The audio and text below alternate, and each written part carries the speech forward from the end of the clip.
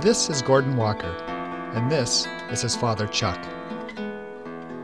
The last 10 years have been a decade of change for the Walkers. In fact, neither could have anticipated just how much their lives would change. Gordon was 17 when he left the special education program at a Vancouver high school. While this age is difficult for any teenager, it can be especially difficult for teenagers with a disability. Many people thought Gordon would never learn to cooperate with others or ever get a job. He spent most of his days sitting in his bedroom alone. As the years passed, he became more and more isolated and even more withdrawn. Chuck was frustrated and concerned as he came to terms with Gordon's reality. What's Gordon going to do? How can we handle this situation? Now, where does he fit in? Yeah, you know, it's not going to be the normal situation. He isn't going to graduate from high school. Certainly not going to college. He's not going to get married and go away from home. And there's the normal routine followed in our lives just isn't going to happen. So what do you do? This sense of desperation is common for many families, as at some point they realize that their children's lives won't unfold typically.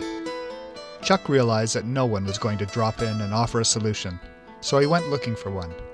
We heard about a committee of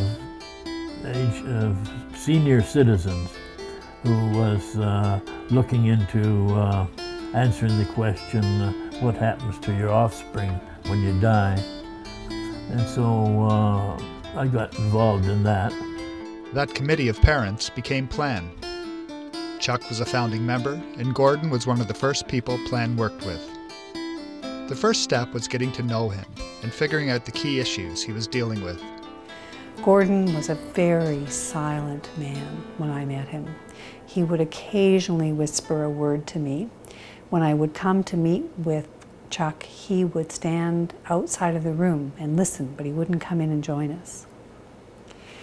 In order to give Gordon opportunities to connect with others and to make his contributions, we hired a facilitator.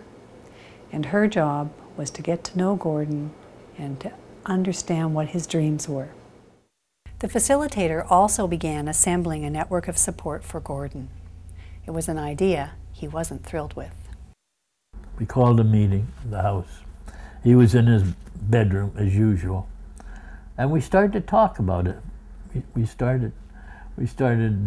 could hear that his name, that he was being under discussion. And he came out of his bedroom and he stood at the door and listened for a while. And pretty soon he came in and sat down. And that was the big breaking point. Pretty soon, after a meeting or two, he had somebody that appeared to be taking an interest in him. There were people that he could talk to. There were people who would call him on the telephone. He could call them. He's starting to become a part of the community, and that was the big turning point. One day, the facilitator came into the office and she said, "I've got it. When it comes to Gordon, it's all about horses. He's told me he wants to ride horses, but he also told me he wants to have a job with horses. He wants to be a cowboy riding on the range. He wants to own his own horse." And she said, "I know somebody who rides. I want to introduce Gordon to her." So she did. And her friend and Gordon went riding. And when her friend came back, she said to the facilitator, "You know, he has a real gift with horses. I want to take him to the stables." So she brought Gordon down to the stables and introduced him to her friend Julie. Julie's a horse owner, and like many horse owners who live in the city, she didn't have a whole lot of time to spend with her horse. And she said to Gordon, "You're welcome to come down any time and visit my horse." Well, as you recall, Gordon was sitting at home most days, just sitting in the living room, and he had a lot of time on his hands, and he took that offer up. In fact, he went to visit her horse every day. The stable manager noticed Gordon's passion and commitment, and it didn't take long until he was offered a job. That was over 9 years ago, and today, Gordon is in his element. He mucks out the stalls and helps the horses, and he's so gentle with the horses. Everybody enjoys Gordon's company, especially the horses, because he is just so gentle. He really has a way with horses and understands the horses, right? Mm-hmm. Except one. Except one? Which horse is that? One who was stepping on my foot. Oh, right. Yeah, that just happened 2 or 3 Gordon's days. transformation is so much more than simply getting a job. By getting to know Gordon and learning about his passions, it was possible to help him create a vision for his future, a vision that he could follow with enthusiasm. His network has helped him in many ways, and through their contacts, he's earned a job, has a place of his own, takes care of himself, and is involved with many different people. By being involved with his network and others, Gordon has come out of his shell and shows more and more confidence each day. It's as if there's no limit to what he may be able to do. Gordon's success has had other implications too.